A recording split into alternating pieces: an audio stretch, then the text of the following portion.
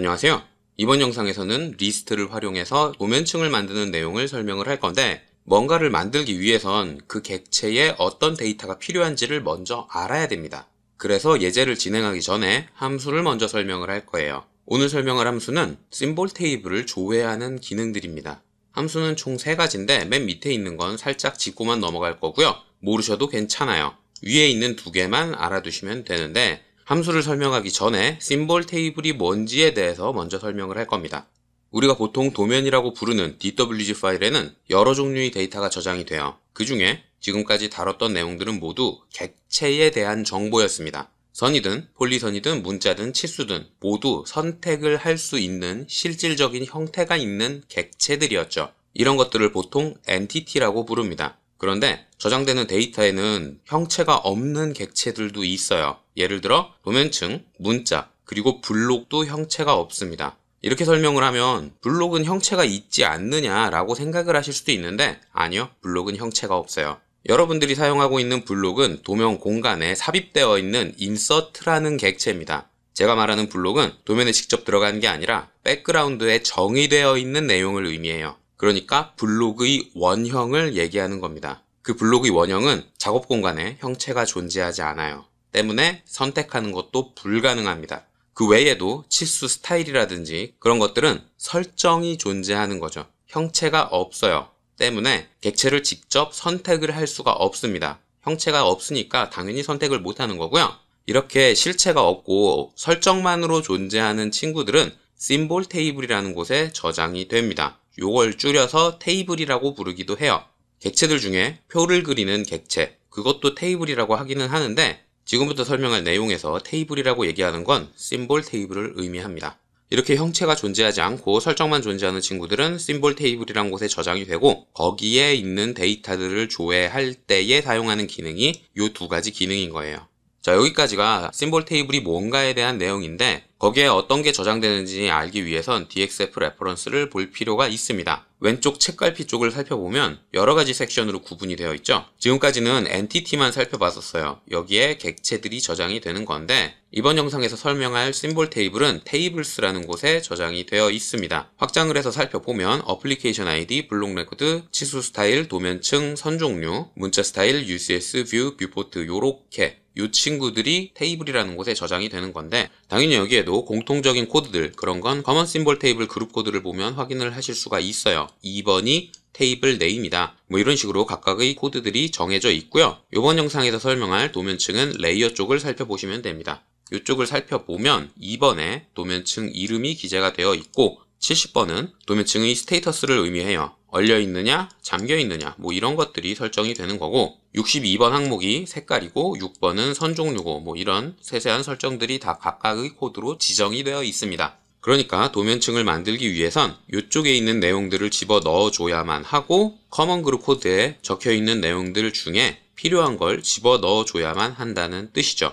자, 그러면 다시 엑셀로 돌아와서 객체에 어떤 종류의 데이터가 저장이 되고 그걸 확인을 하기 위해선 어떤 함수를 써야 되느냐, 그걸 설명을 해보겠습니다. 가장 먼저 설명할 건 맨 위에 있는 테이블 넥스트라는 기능이에요. 이 기능은 특정 테이블을 지정을 해서 거기에 있는 항목들을 반환할 때 사용을 합니다. 여기에서 인수 이름들 중에 테이블 네임이라는 게 공통적으로 다 들어가요. 이 테이블 네임은 조회할 심볼 테이블의 유형을 의미합니다. 도면층이면 레이어, 문자 스타일이면 스타일, 이런 걸 문자열의 형식으로 집어 넣어줘야 돼요.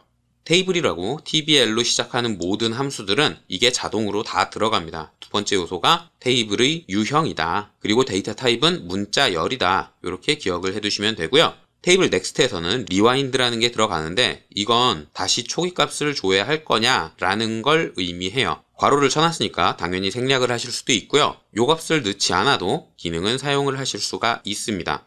테이블 넥스트라는 함수는 처음 실행하면 첫 번째 요소를 반환을 해요. 여기에서 조건은 처음 실행하면입니다. 그런데 우리가 리습을 사용을 하면 다른 리습에서 테이블 넥스트라는 걸 써먹었을 수도 있잖아요. 때문에 본인이 만든 리습에서 이 기능을 사용하고 싶다, 그러면 처음 실행할 때에는 리와인드를 집어넣어 줘야만 합니다. 그래야 오류 없이 사용을 하실 수가 있어요. 자, 다시 함수 설명으로 돌아와서 처음 실행하면 첫 번째 요소를 반환을 합니다. 그리고 다시 실행을 하면 그 다음 요소를 반복을 하고, 또 실행하면 그 다음 요소를 또 반환하고, 요걸 계속 반복하다가 더 이상 반환할 요소가 없다. 그러면 nil을 반환을 해줍니다. nil을 반환을 한다는 뜻은 조건문의 조건으로 사용을 할 수 있다는 뜻이고요. 테이블 next를 반복문에 집어 넣으면 특정 유형에 저장되어 있는 모든 데이터들을 하나의 리스트로 정리를 하실 수가 있습니다. 예를 들어 도면층을 계속 조회하면서 반환되는 데이터에서 이름을 하나의 리스트로 정리를 한다. 그러면 사용 중인 도면에 저장되어 있는 모든 도면층의 이름을 수집할 수 있다는 뜻이죠. 이렇게 특정 유형의 테이블을 하나의 리스트로 정리할 때 tbl next라는 거 많이 사용을 하고요. 계속 조회를 하다가 nil을 반환하면 다음번에 써먹을 때에는 다시 첫 번째 요소를 반환을 시켜야 되는데 그럴 때 사용을 하는 게 rewind라는 인수입니다. 이 인수가 생략되어 있지 않고 설정되어 있는 값이 nil이 아니면 첫 번째 요소를 다시 반환을 해줘요. 이 rewind는 보통 대문자 t를 사용을 하는데 꼭 대문자 t일 필요는 없습니다. 숫자 1이어도 되고 문자열이어도 되고 어떤 값이든 괜찮아요. nil만 아니면 됩니다. 자, 이렇게 함수 설명만 하면 이해를 하지 못할 수도 있으니까 오토캐드로 넘어가서 기능을 직접 한번 사용을 해보겠습니다.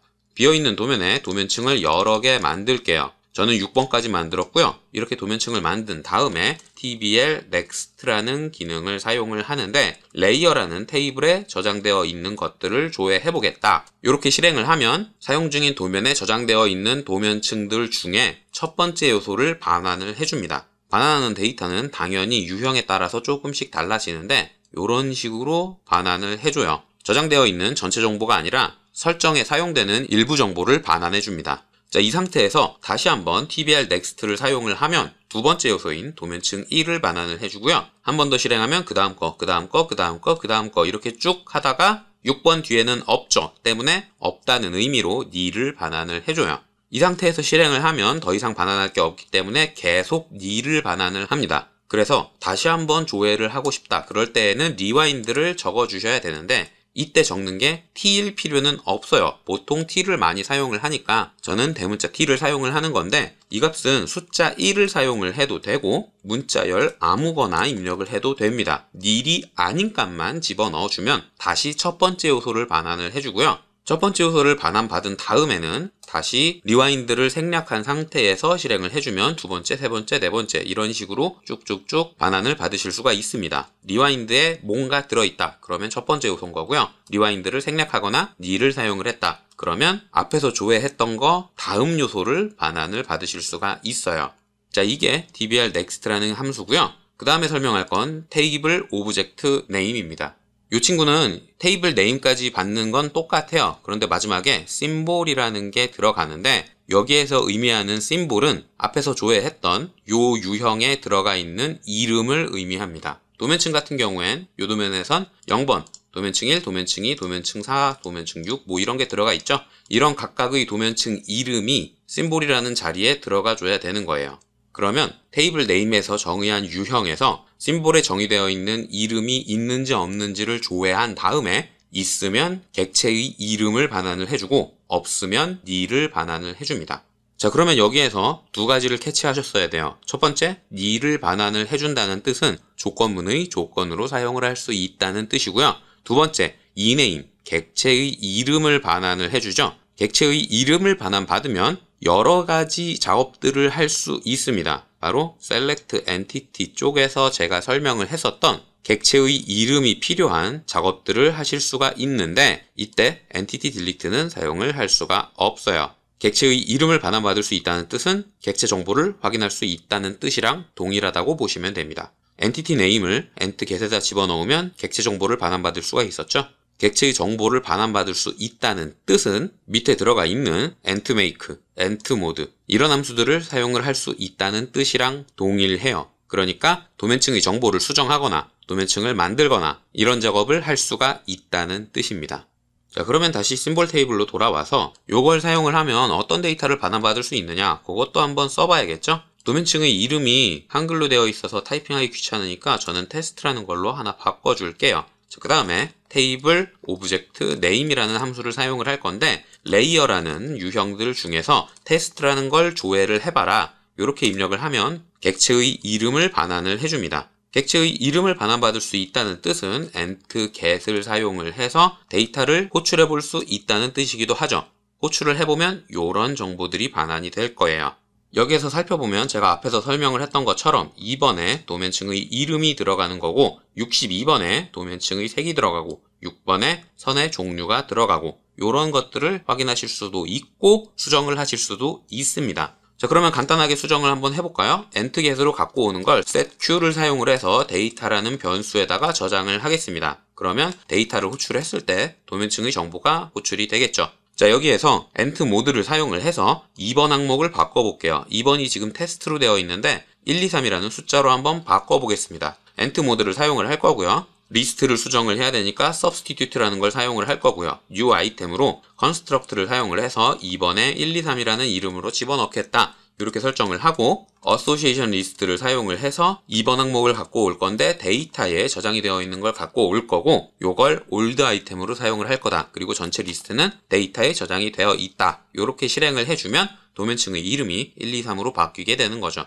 객체의 정보를 조회할 수 있으면 거기에 저장되어 있는 것들을 호출해서 확인을 할 수가 있고 entity modify로 수정을 할 수 있다는 뜻이랑 동일하다. 여기까지 확인을 하고 넘어가시면 되겠습니다. 자, 그 다음에 마지막으로 tbl search라는 걸 잠깐 짚을 텐데 이 친구는 반환해주는 값은 tbl next에서 반환하는 거랑 비슷한 값을 호출을 해줘요. 근데 여기에서 인수로 symbol이라는 걸 지정을 할 수 있죠. 그러니까 특정 이름을 가진 데이터가 있는지를 조회하고 있으면 데이터를 반환을 해주고 없으면 nil을 반환을 해주는데 있으면 데이터, 없으면 nil, 즉 이 친구도 조건문으로 사용을 할 수 있다는 뜻입니다. 그런데 이 친구를 사용할 일이 거의 없는 이유는 일단 이걸 사용을 하려면 어떤 거 한 개만 콕 집어서 조회를 해야 되잖아요. 그러니까 생략 가능한 set next라는 걸 생략을 하면 테이블 오브젝트 네임이랑 동일한 인수를 필요로 해요. 그런데 테이블 오브젝트 네임도 있으면 객체의 이름을 반환하고 없으면 nil을 반환을 합니다. 그러니까 객체의 유무를 조회할 때에는 둘 중 아무거나 사용을 해도 된다는 뜻인데 이 친구에서 조회해주는 데이터는 일부 설정들을 반환을 해주고 이 친구에서 반환하는 데이터에 entget을 사용을 하면 전체 데이터를 다 반환받으실 수가 있어요. 그러니까 여기에서 반환하는 값보다 이 친구의 entget을 사용을 하면 훨씬 더 많은 정보를 반환받으실 수가 있다는 뜻입니다.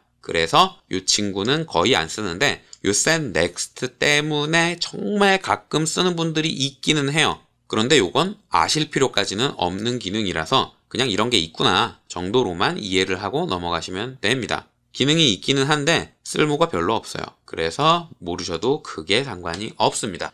자, 여기까지가 심볼 테이블을 조회하는 함수들에 대한 설명이었는데 이걸 왜 설명을 했느냐? 그건 도면층을 만들 때 어떤 데이터가 필요한지 그걸 알아보기 위해서였죠.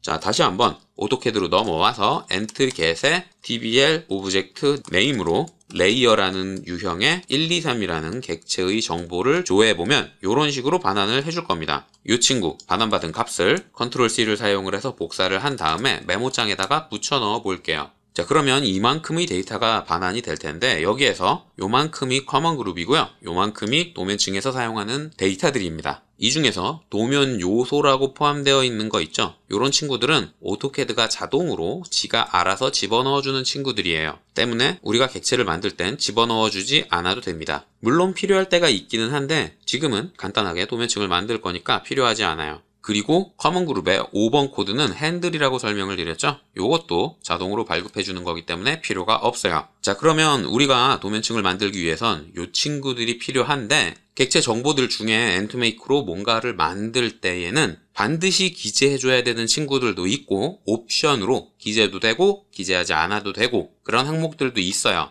DXF 레퍼런스를 찾아보면 그런 항목들이 기재되어 있는 값들도 있는데 조금 아쉽게도 불필요한 것들은 기재되어 있지 않기도 합니다. 이 항목들 중에서 옵셔널이라는 게 붙어 있으면 굳이 집어넣지 않아도 돼요. 하지만 그게 없는 것들은 꼭 필요한 것들도 있고 필요하지 않을 때도 있는 게 있습니다. 도면층 같은 경우에 꼭 필요한 건 요 100번 항목에 들어있는 서클래스 마커, 요거는 필요해요. 요게 도면층 데이터고요. 그 다음에 2번 도면층 이름은 당연히 필요하겠죠? 요거 들어가 줘야 되고 70번 항목 도면층 스테이터스 요 친구도 반드시 필요하고 도면층 색상 요것도 필요합니다. 그런데 6번과 290번, 370번 항목 선종류, 플로팅 플래그, 라인 웨이트 밸류 요거는 필요가 없어요. 이 친구들은 옵셔널입니다. 사용하고 싶다면 본인이 원하는 값을 직접 집어넣어줘야 되는데 그게 아니라 그냥 디폴트로 설정을 하고 싶다. 그러면 생략을 해주셔도 돼요. 즉 도면층을 만들기 위해선 이 6가지 유형의 데이터가 반드시 필요합니다. 그 중에 요 3개는 어떤 도면층을 만들든 무조건 요 값이 그대로 들어가 있어야 되는 것들이에요. 뒤에 있는 건 도면층의 이름, 스테이터스, 색상이죠. 이건 그때그때마다 본인이 원하는 값으로 집어넣어주면 되는데 위에 있는 거 3개는 언제나 도면층을 만들 때 요게 반드시 필요한 친구들입니다. 자, 그래서 이제부터 엔트메이크를 사용을 해서 도면층을 만드는 내용을 기재를 할 건데 이 전체 유형이 하나의 리스트로 묶여 있어야 하니까 함수로 리스트라는 함수를 적어줄 거고 첫 번째, 두 번째, 세 번째 요소로 이 친구들은 자동으로 들어가 줘야만 한다고 설명을 했죠. 요거 집어넣고 요것도 집어넣어주고 그리고 밑에 있는 거 요것도 있어야 되고 그 다음에는 2번 항목에 들어가 있는 거 도면층 이름 집어넣고 70번 항목 도면층 스테이터스 요거 집어넣고 그 다음에 62번에 색상을 집어넣고 요렇게 집어넣은 다음에 리스트에서 사용했던 괄호를 닫고 엔트메이크에서 사용했던 괄호를 닫았습니다. 그러면 요걸 실행하면 1, 2, 3이라는 도면층을 만들 건데 1, 2, 3이라는 도면층은 제가 사용하던 도면에 있는 거니까 요번에는 테스트라는 걸 사용을 해볼게요. 그리고 색상은 1번을 사용을 하겠습니다. 그러면 요거를 복사해서 실행을 하면 도면층이 생성이 될까요? 한번 테스트를 해봐야겠죠? 자, 오토캐드로 넘어와서 복사한 내용을 붙여넣고 실행을 하면 당연히 실행이 안 될 거예요. 요게 정상입니다. 자, 그러면 이게 왜 정상이냐? 구조에 안 맞기 때문이죠. 리습에서 괄호를 열었다 닫는 건 함수의 기본 구조라고 설명을 드렸어요.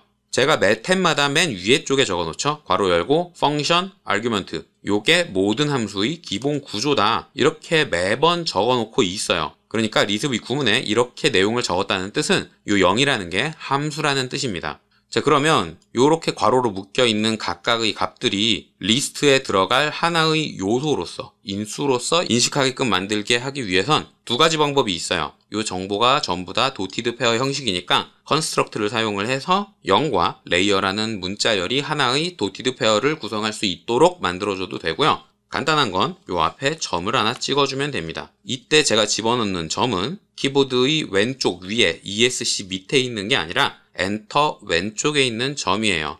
요 점을 하나 찍어주면 뒤에 있는 게 함수가 아니라 그냥 요 전체가 심볼이구나 라고 인식을 하게 됩니다. 그래서 이렇게 점을 다 찍어놓고 실행을 하게 되면 테스트라는 빨간색의 도면층이 만들어지는 거죠. 자, 그런데 리습을 만들 때 이렇게 점을 찍어버리면 이 안에 있는 내용들을 미지수로 만들 수가 없습니다. 요 뒤에 있는 내용들은 뭘 적든 간에 그게 그냥 그 유형의 데이터로 인식을 하게 돼요.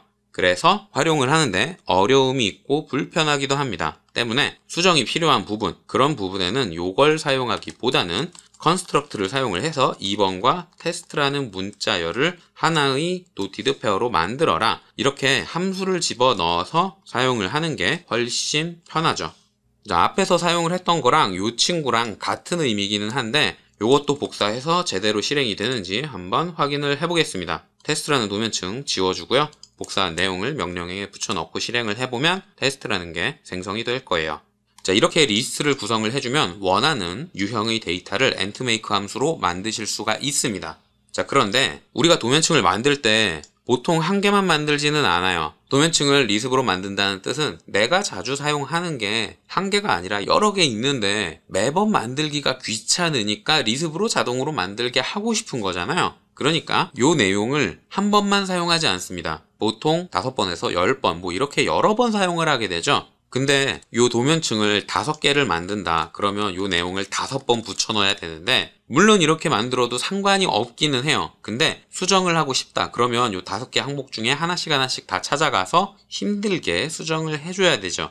그래서 요번 영상에서는 서브 함수를 만드는 것까지 설명을 한번 해볼 겁니다. 자, 뭔가 함수를 만들 때는 defun이라는 걸 사용을 한다고 설명을 했었어요. 그런데 지금까지는 명령어를 만들었기 때문에 커맨드와 콜론을 항상 찍어줬었죠. 요 커맨드와 콜론을 찍어주면 요 뒤에 들어가는 내용이 명령어가 된다라고 설명을 했었는데 요번 영상에서는 커맨드와 콜론을 뺄 겁니다. 커맨드와 콜론 없이 이렇게 적어주면 ASDF라는 함수를 정의하겠다는 뜻이 돼요. 저는 함수의 이름으로 make _layer라고 정해주겠습니다. 그러면 이 친구는 make _layer라는 함수를 정의하겠다라는 의미가 되는 거고요.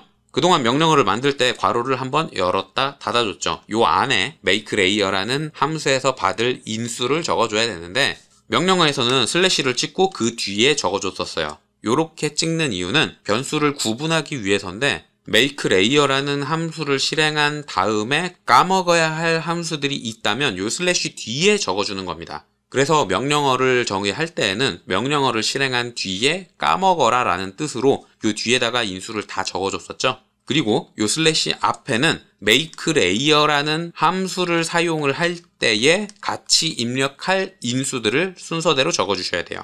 요 내용이 이해가 조금 힘드실 수도 있는데 테이블 넥스트 요걸 한번 갖고 와 보겠습니다. 여기에서 rewind라는 건 생략을 해주고요. 요 테이블 넥스트라는 함수는 사실 defun, tbl next 그리고 괄호를 열고 테이블 name이라고 요렇게 정의가 되어 있는 함수예요. 함수를 정의할 때에 괄호 안에 테이블 name이라는 걸 집어넣어 줬죠. 그러니까 쓸 때에 함수 뒤에 테이블 name이라는 걸 입력해 줘야만 하는 겁니다. 다른 것도 한번 볼까요? 테이블 오브젝트 네임. 이 친구는 defun을 사용해서 정의가 어떻게 되어 있느냐? tbl 오브젝트 name인데 괄호 열고 테이블 name 그리고 한 칸 띄고 symbol이라고 정의가 되어 있는 함수인 거예요. 그러니까 괄호 안에 들어갈 것 중에 슬래시 앞에 집어넣어 줘야 되는 건 함수를 사용을 할 때 사용자가 이 함수랑 같이 입력을 해줘야 되는 데이터들을 요 앞에다 인수로 정의를 해주면 되는 겁니다. 그리고 까먹어야 되는 값이 있다 그러면 슬래시로 구분을 해서 슬래시 뒤에다가 정해줘야 되는 거고 까먹어야 될 값이 없다 그러면 슬래시는 생략을 해도 되는 거죠. 자, 요 내용을 기반으로 해서 도면층을 만드는 make layer라는 함수를 정의를 할 텐데 make layer를 실행을 하면 ent make로 요만큼의 기능이 실행이 돼야 될 겁니다. 자, 보기 좋게 안으로 하나씩 들여서 볼게요. 그 다음에 defun에서 열었던 괄호를 닫아주면 끝나는데 요렇게만 정의를 하면 make layer라는 함수를 사용을 하면 언제나 test라는 이름의 빨간색 색상의 도면층을 만들게 됩니다. 자, 진짜 그런지 한번 사용을 해봐야겠죠? 요만큼 복사를 해서 오토캐드로 넘어온 다음에 테스트라는 게 만들어질 거니까 도면층은 삭제를 해주고 명령행에 복사해서 집어넣으면 함수가 잘 로드됐다 라는 뜻으로 함수의 이름이 이렇게 반환이 될 겁니다. 자, 이렇게 반환 받았으면 괄호 열고 make layer라는 함수를 실행을 하면 테스트라는 이름의 빨간색 도면층이 만들어지게 되는 거죠. 자, 그런데 우리가 함수를 정의하는 건 여러 번 반복해서 인수에 들어갈 것들을 바꿔가면서 쓰고 싶은 거예요.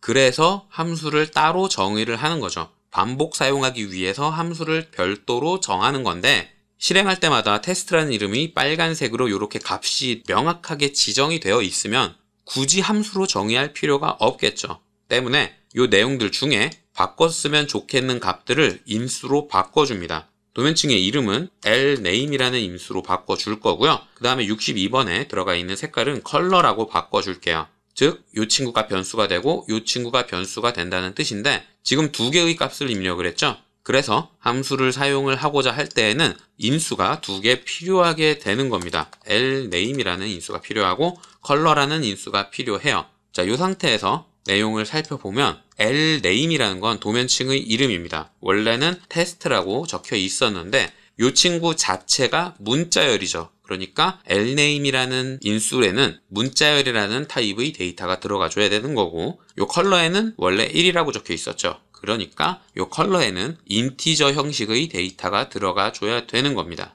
자, 이 내용을 복사해서 실행을 한번 해볼게요.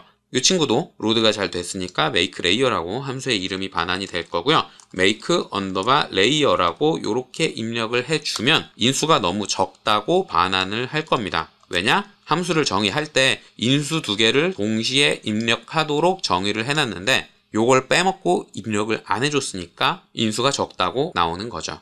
자, 이렇게 해서 함수를 정의를 했으면 요걸 쓸 때에는 make 언더바 layer 요 내용까지는 동일해요. 그런데 뒤에 도면층을 만들 때 사용할 도면층의 이름, 색상이 각각의 유형에 맞게 입력이 돼야만 합니다.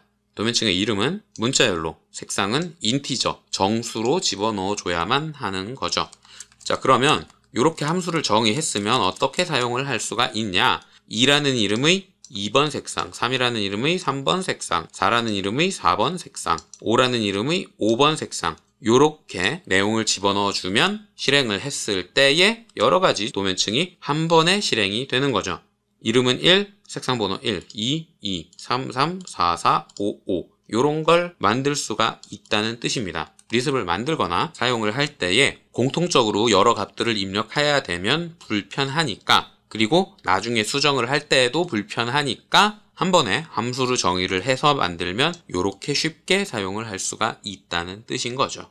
자, 이렇게 이번 영상에서는 심볼 테이블을 조회할 때 사용하는 함수들에 대해서 설명을 했고요. 그 함수들을 사용을 해서 도면층에 저장되어 있는 데이터를 설명을 했고, 그리고 리스트를 활용을 해서 도면층을 만드는 방법에 대해서 설명을 했고요. 마지막으로 함수를 만들어서 도면층을 만드는 것까지 설명을 했습니다.